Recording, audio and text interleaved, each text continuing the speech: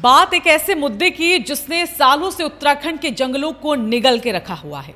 एक ऐसी बस्ती की जो अवैध भी थी, खतरनाक भी और जंगलों के भविष्य के लिए विनाशकारी भी। जी हां, बात हो रही है रामनगर के पुछड़ी क्षेत्र की, जहां वन भूमि पर बैठे अतिक्रमणकारियों के खिलाफ प्रशासन ने सबसे बड़ी और सबसे सख्त कार्रवाई को अंजाम दिया था। और सच कहें तो ये कार्रवाई देर से सही लेकिन बेहद जरूरी भी थी। कई सालों से पुछड़ी की वन भूमि पर बने ये पक्के और कच्चे ढांचे जंगल को निगलने वाली एक अवैध कॉलोनी बन चुके थे। न कानून का डर, न वन विभाग की इजाजत, बस जंगल की जमीन को टुकड़ों में काटकर बेचने का धंधा। सिर्फ 10 रुपए के स्टैंप पर जमीन बेचना, लोगों को खुलेआम ठगना और उस पर घर बनवाकर फिर उसी को भावनात्मक मुद्दा बताना। ये सब क्या था? एक संगठित जमीन का माफिया का खेल।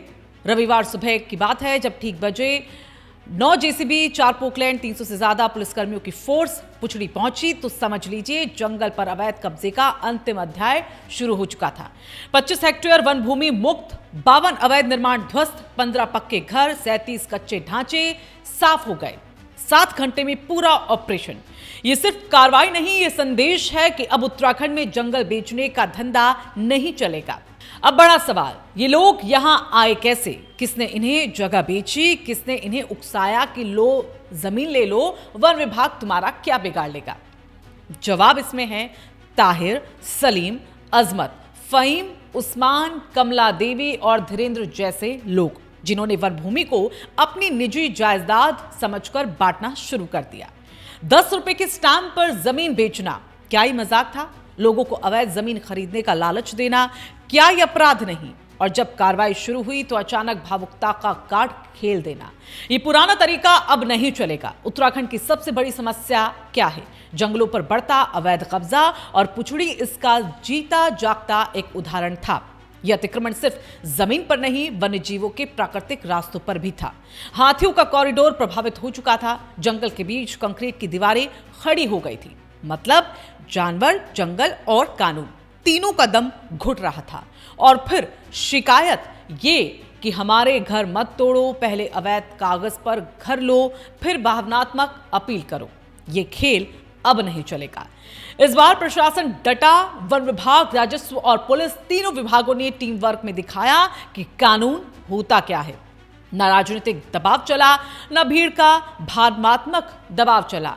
एक एक निर्माण गिराया गया, एक एक खेत समतल किया गया और हर इंच जमीन वापस वन विभाग को सौंप दी गई।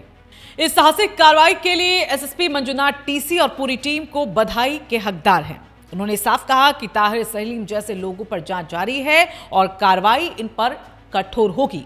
अब सवाल यहां पर यह उठता है अतिक्रमणकारियों से कि जब जमीन अवैध थी तो खरीदी क्यों गई? 10 रुपए का स्टैंप पर सौदा हुआ और आप समझ नहीं पाए कि यह धोखा है।